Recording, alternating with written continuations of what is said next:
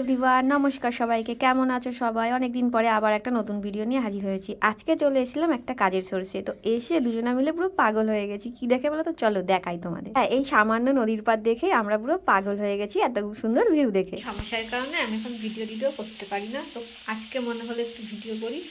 জানি না পরপর দিতে পারবো কিনা কন্টিনিউ। সকালে ভীষণই ব্যস্ত ছিলাম, কাজে গেছিলাম, তো এসেছি শুধু ভাত রান্না করে আলু সেদ্ধ করে চলে গেছিলাম। এখন ভাবছি হচ্ছে এই যে ভাত ভাজবো। দেখো আমার কিন্তু ভাজা হয়ে গেছে। এখন আমি একটু লবণটা চেক করবো, যেটা কড়াই থেকে নিয়ে